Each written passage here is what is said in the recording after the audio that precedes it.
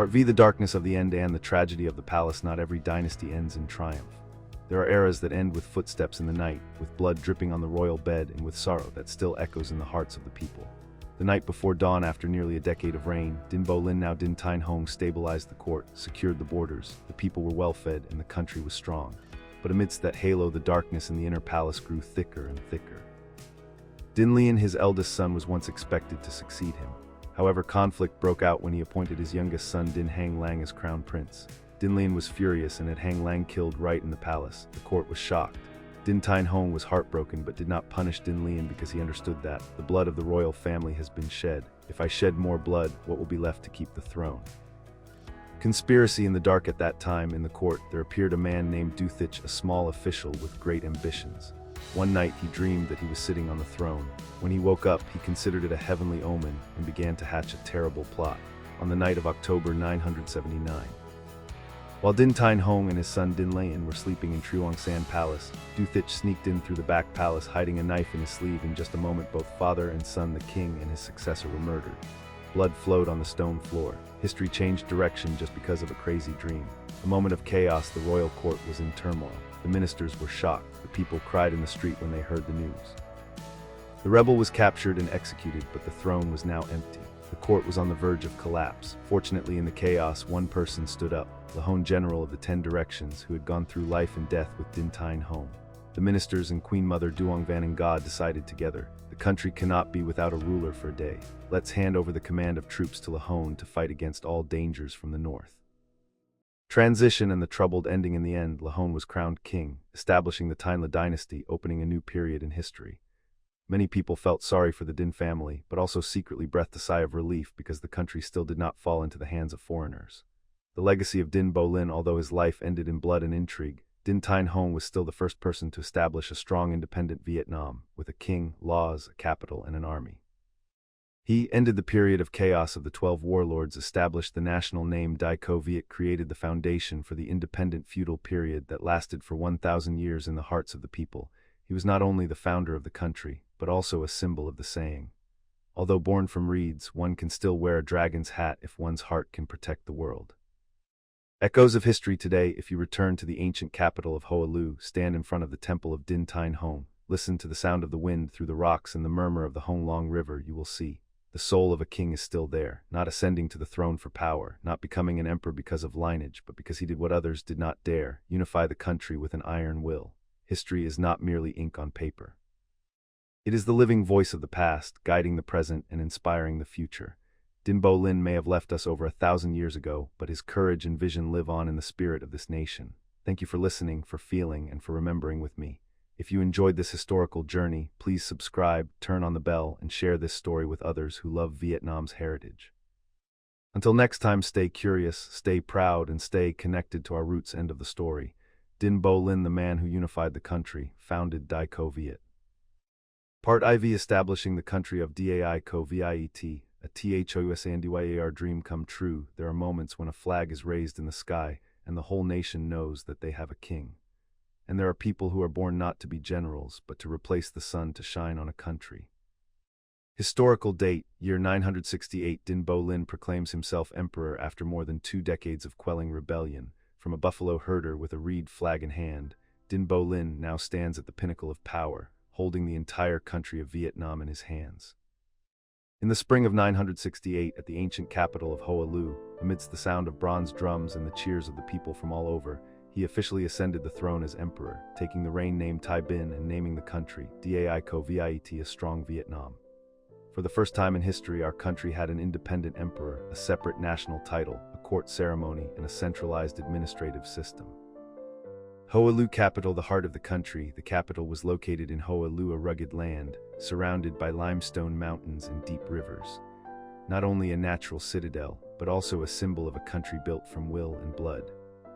Dinh Bo Linh built the royal palace made of ironwood and laterite, the inner and outer citadels, surrounded by moats, palaces, temples, both expressing beliefs and teaching morality. Legend has it that the body of a dragon appeared under the Sao Ki River, right on the day of the coronation, like a sacred sign from heaven and earth.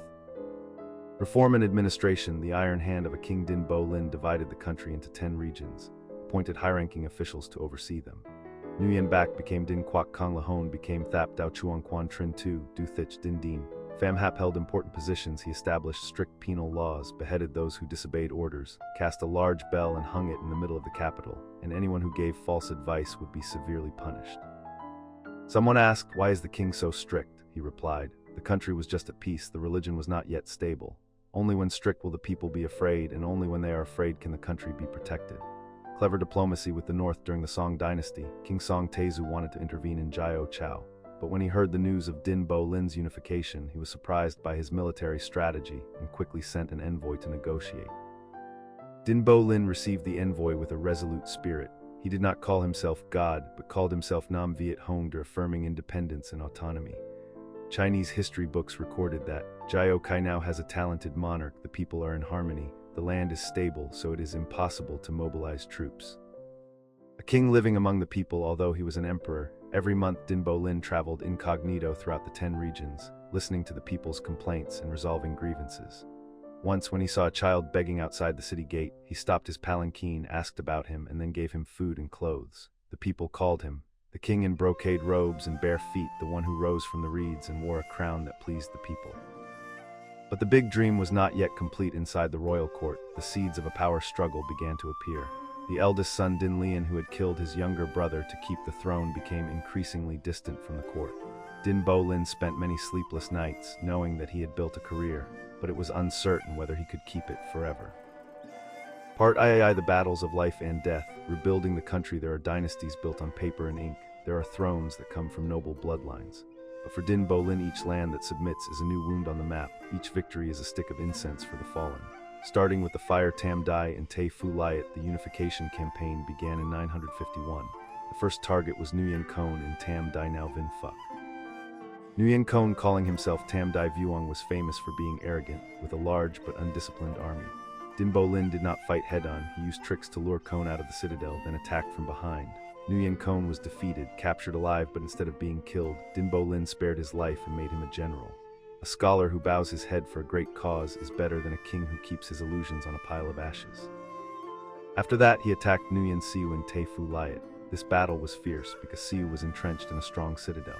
Dinh Bo Lin had to use naval warfare, digging rivers, blocking food supplies, causing the citadel to fall into starvation and surrender. Confronting the stubborn ones Siu Loi and Du Dong Jiang Lai Qiu, and Siu Loi, now Bac Ninh, was a powerful warlord with many scholars following him. Qiu was arrogant, satirizing Dinh Bo Lin as a cowherd who wants to be king. Dinh Bo Lin did not argue. He attacked directly, capturing the citadel in 3 days and 3 nights. Lai Qiu died in battle. The local soldiers were impressed and voluntarily joined Din's army. After that, he attacked Du Can Thak and Du Dong Jiang, a man famous for his cruelty and cunning. This battle was one of the most intense. Can Thak pretended to ask for peace many times and then attacked at night. But the last time, he fell into the opposite trap, being ambushed in the swamp with no way to retreat. Can Thak died in battle. Dinh Bo Lin sighed, not happy because the blood of the Vietnamese was still shed by the hands of the Vietnamese. Fighting while using virtue, Kieu Kong Han and La Duong Kieu Kong Han, originally the nephew of Kieu Kong Tine, was stationed in Phong Chau. Although this person was once a family hated by the people, he had a straightforward personality.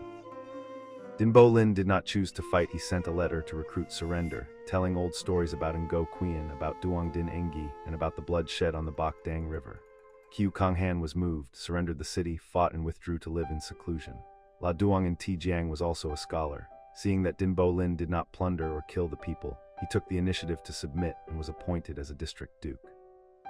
The heartbreaking battle. Pham Bak Ho, once a general of Ngo Quyen, guarding the Dang Chao region, was the person Dinh Bo Lin respected the most among the warlords. But Bak Ho refused to submit because he thought Bo Lin was too young. The two men talked by the river, but neither gave in. The Battle of Dang Chao took place as if between 2 generations, one who kept the tradition, the other who brought the new era. Finally, Pham Bak Ho was surrounded and seriously injured. Before dying, he said, "I do not regret the throne, I only regret that the southern country does not have 2 sons." Dinh Bo Lin buried him solemnly, wearing mourning clothes for 3 days. End of the Great Rebellion. By 968, after nearly 20 years of war, 12 warlords had submitted or were destroyed. From a small Truong Yen region, he became the only one holding an army and keeping the people's trust. The soldiers honored him as king. The people worshipped him as a king.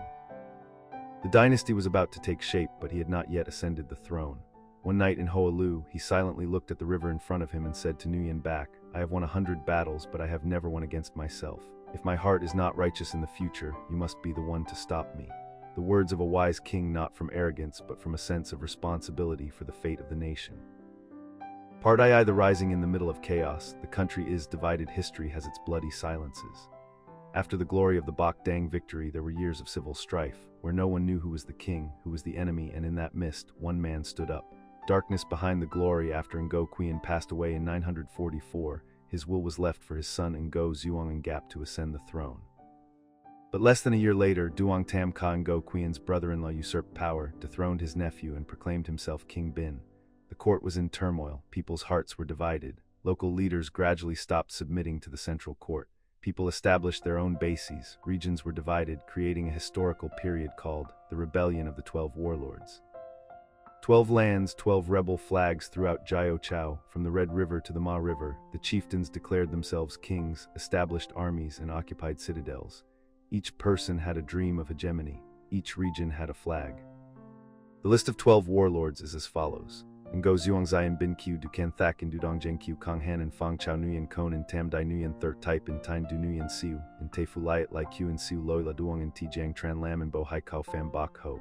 Ngo and Hak Khan and Q Thuan and other regions. The country was divided like a torn cloth, with no power strong enough to unify it. The righteous man of Truong Yen, while the warlords were fighting each other, Dinh Bo Linh, then in his 20s, quietly built up his forces in the Truong Yen Hoa Lu region. This region was rugged, easy to defend, difficult to attack, an ideal location for those who wanted to revolt. He did not rush to attack. He continuously trained his army, expanded his prestige, and recruited talented people. At his side at this time were three important figures. Nguyen Bak, a close friend and loyal General Lahone, a young commander who would later play a very important role. Trin Tu, a man skilled in military law and intelligence, allies with Tran Lam, a strategic move at that time. Tran Lam, a warlord with real power in the Bo Hai Kao region, now Tai Bin, was famous for being generous, wealthy, and loyal. Instead of sending troops to attack, Dinh Bo Linh went to ask for help and persuaded Tran Lam to form an alliance. Tran Lam admired Dinh Bo Linh's spirit and talent, not only forming an alliance but also handing over all military power and adopting him as his son. From here, Dinh Bo Linh held tens of thousands of elite troops, legalizing his name and consolidating his large rear.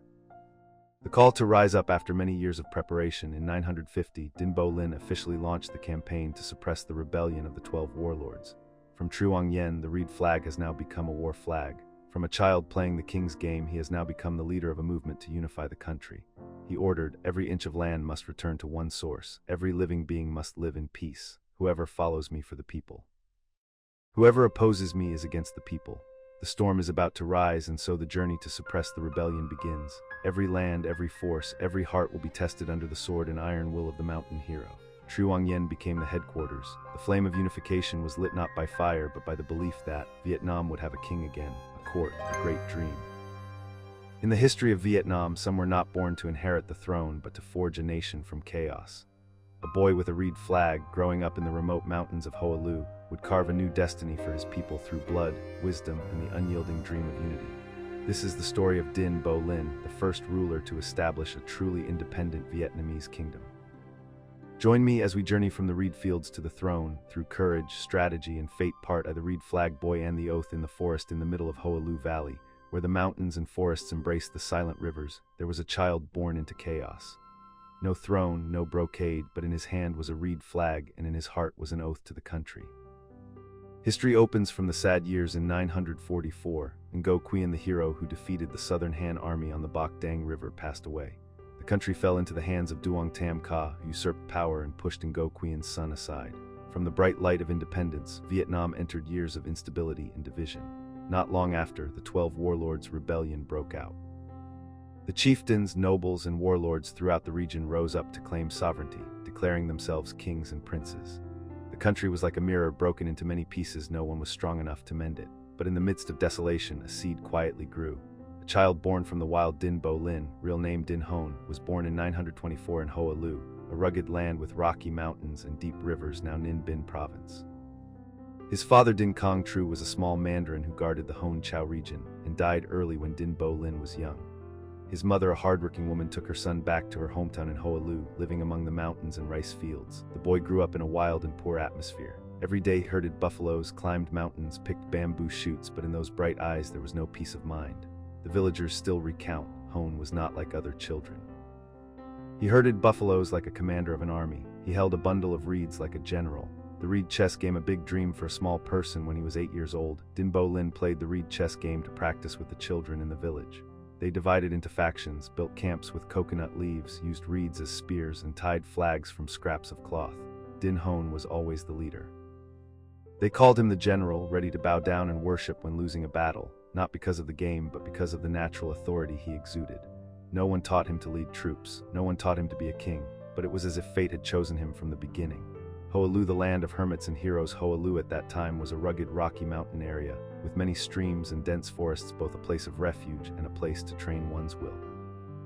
At the foot of the mountain where Dinh Bo Linh and his mother lived, there were many people who had been Ngo Quien's loyalists. They did not want to serve a usurper like Duong Tam Ka.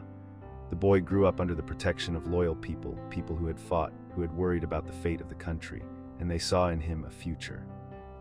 The oath by the stream. One bright moonlit night, in the middle of the forest, Dinh Bo Linh, just a 10-year-old boy, stood before the village children, holding a reed flag, his eyes burning. Tomorrow, if the country is still divided, I will be the one to quell the rebellion. If the people still suffer, I will be the one to rebuild the country. Everyone laughed. His mother silently wiped away her tears. But that oath, once uttered from the mouth of a child with a temperament beyond his age, history will remember.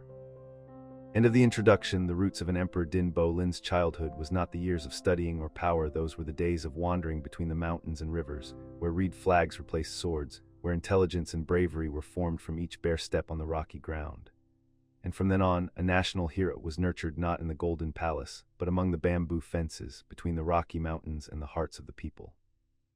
In the darkness of the turbulent years, when blood still lingered on the throne and the northern invaders lurked at every border, a man stood up among the fragments of the old dynasty, shouldering the fate of the country. He was not born to be a king, but it was he with his sword, his intelligence, his heart, who built a dynasty, protected the first independence after 1,000 years of Chinese domination, and paved the way for future prosperity.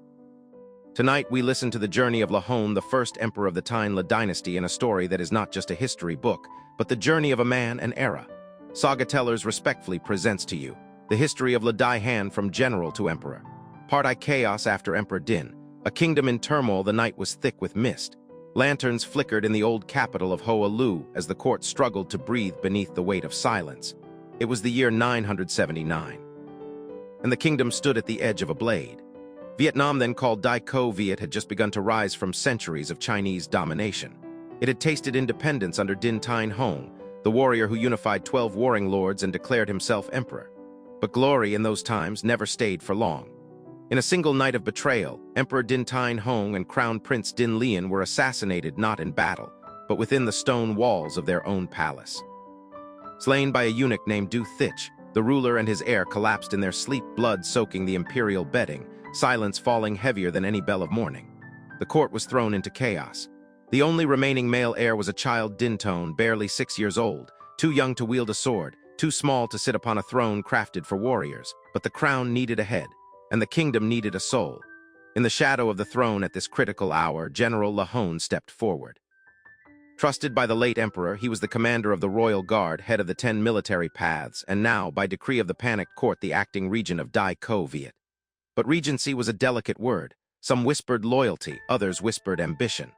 La Hone was no mere soldier. He had fought in dozens of campaigns under Dinh Thanh Hong. His name was known across the land, from the southern marshes to the northern border posts. He was respected and feared. To some, he was a guardian. To others, a threat. Whispers of war while the court argued and nobles grumbled, China watched. To the north, the Song dynasty, stable, wealthy, expansive, heard of the Vietnamese emperor's death and the child left behind. The timing was perfect. The Song court, led by Emperor Taizong, ordered an invasion. Troops gathered along the southern frontier. General Hu Renbao, arrogant and hot-tempered, was chosen to lead the campaign. To the Song Empire, Dai Co Viet was once a vassal, and now a child ruled. It would be like plucking a fruit from a weakened branch. Power behind the curtain. Back in Hoa Lu, Empress Dowager Duong Van Nga, the mother of the child emperor, watched the court unravel. Once consort to Dinh Thanh Hong, now she stood as the last stabilizing force between civil collapse and open invasion. She was not merely a grieving mother. She was a strategist in her own right. And she saw the truth that the men around her refused to admit. A child cannot carry a sword. Nor can he lead a nation to war. But who could? All eyes turned to La Hone. Between duty and destiny, some scholars say Lahone hesitated, torn between loyalty to the Dinh line and the looming specter of absolute power. Others believe he knew from the start that if the kingdom was to survive, he must take the throne. But it could not be his decision alone. One morning, as the wind howled through the tiled roofs of the royal court, Empress Dowager Duong Van Nga convened the lords. She stepped forward, dressed not in mourning robes, but in royal ceremonial silk. And before the eyes of the court, she did the unthinkable. She took the imperial robe once worn by Dinh Thanh Hong and draped it across the shoulders of Lahone. Gasps echoed through the hall. She spoke few words, only what needed to be said. At this hour, the land needs a sword, not a cradle. A new dynasty dawns, and so Lahone ascended the throne, taking the regnal name Le Dai Han, meaning the great actor or the one who acts with purpose. A soldier no longer, now a king, but he would not enjoy the luxury of coronation feasts or soft silken nights. The Song army was marching. Thousands of soldiers crossed the border under the banner of conquest. The fate of Dai Co Viet now rested in the hands of a newly crowned emperor whose first act as ruler would be to decide whether his nation would stand or fall. Part II, the Empress and the Crown. Love, politics, and the rise of Le Dai Han in the shadow of a fallen throne, beneath the sweeping roof of Hoa Lu's ancient court. One woman held the fate of a kingdom in her hands, not with an army, nor with blood, but with the silk threads of power and the sharpness of resolve. The silent queen, her name was Duong Van Nga. Once Empress to Dinh Thanh Hong, now the dowager widow, mother, and regent. She did not cry when her husband was slain. She did not collapse when her son, just a fragile boy, was pushed to the throne amidst the swords of men. Instead, she stood tall. No one in the court knew what she thought, but all knew what she saw: a child emperor surrounded by wolves, a kingdom threatened by northern invasion. A general Lahone whose hands had touched more steel than silk, whose name stirred both fear and hope. Between crown and command, though Lahone had been crowned viceroy and controlled the military, he remained, officially, beneath the Dinh dynasty. This fragile balance held for a time, but danger does not wait. The Song Empire was now at Dai Co Viet's doorstep. Their general, Hu Renbao, had crossed the borders with a full invasion force, confident that this southern land, ruled by a child, guarded by factional courtiers, would soon bow. The court panicked. Some nobles demanded retreat, others sought negotiation. A few spoke of fleeing. Only one voice remained calm, hers, love or strategy. To this day, historians debate what passed between Duong Van Nga and Lahone. Were they lovers, allies, or simply two souls forced together by history? No one knows for certain, but what is known is this: she trusted him. She placed her son's life and the nation's fate into his hands. Perhaps it was political acumen, perhaps it was desperation, or perhaps, just perhaps, it was something deeper. Whatever the reason, she made her choice, and she made it public. The ceremony that changed everything one cold morning, with Song troops closing in and the court frozen in indecision, Empress Duong Van Nga gathered the mandarins, generals, and noble families at Hoa Lu. She walked to the central hall, dressed in full regalia, not mourning black but royal gold. In her arms, she carried the dragon robe of her late husband. And without hesitation, in front of the stunned court, she placed the imperial robe over Lahone's shoulders. A gasp swept the room. Some cried betrayal, others fell silent. The child emperor Dinh Thanh, too young to understand, stood motionless as his mother passed the throne to another. And she spoke just one sentence: "A child cannot hold the realm. Let a warrior guide us through this storm." Uprising and resistance, not all accepted this decision. Some nobles, especially those loyal to the Dinh line, viewed Lahone's rise as a coup. Two powerful court figures, Nguyen Bach and Dinh Dinh, rebelled, raising troops against the new emperor. Lahone responded swiftly. Within weeks, their forces were crushed. Their banners burned. The rebellion faded like smoke in morning wind. The throne now belonged to Lahone not by favor, but by blood and steel. The founding of the early Le dynasty in 980, Lahone officially ascended the imperial throne, founding what would be known as the early Le dynasty. He took the title Le Dai Han, the great performer, or he who acts with power. His first acts were swift. He restructured the military, reorganized the central court, and prepared the nation for war.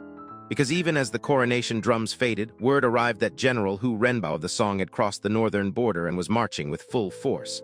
The empire was no longer a concept. It was now a target. The sword is drawn now, no longer a general, but a monarch. Le Dai Han would lead his nation to its greatest trial yet. He could no longer afford doubt.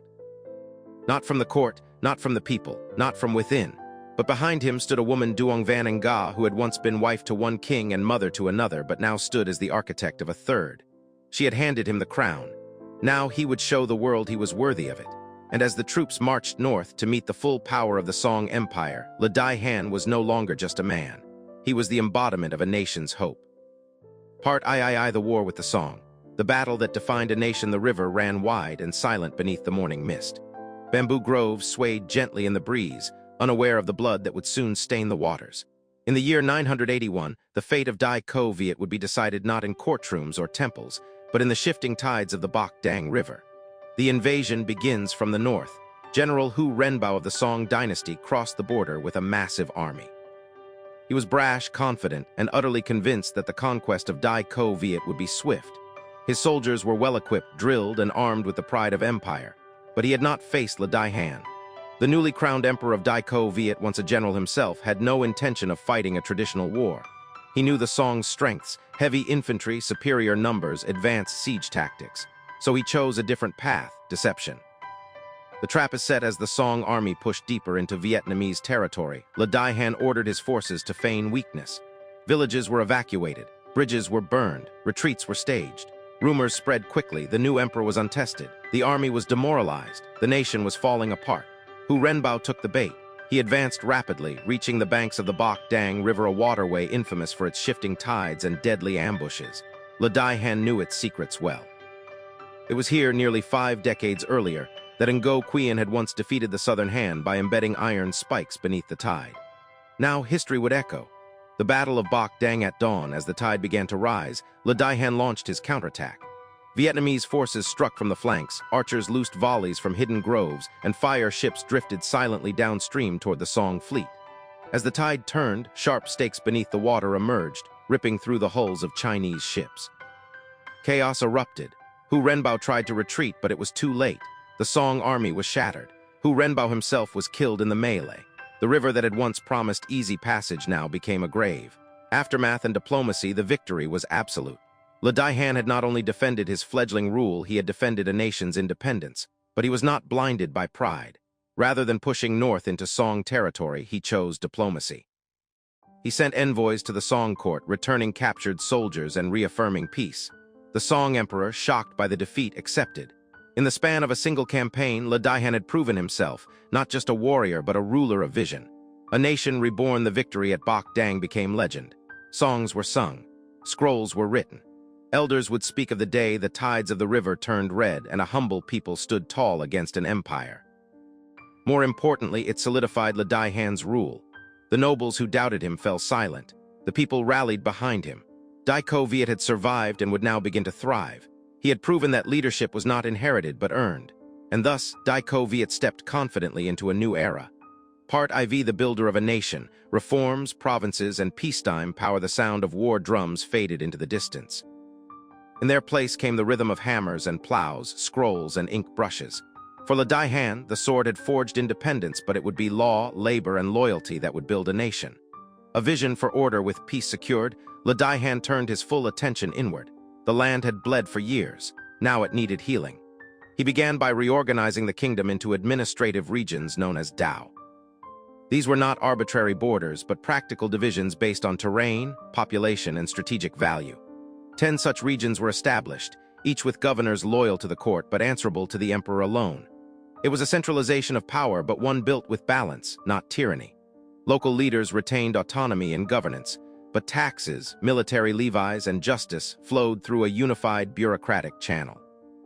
Agricultural reforms. Dai Han understood that a nation is only as strong as its farmers.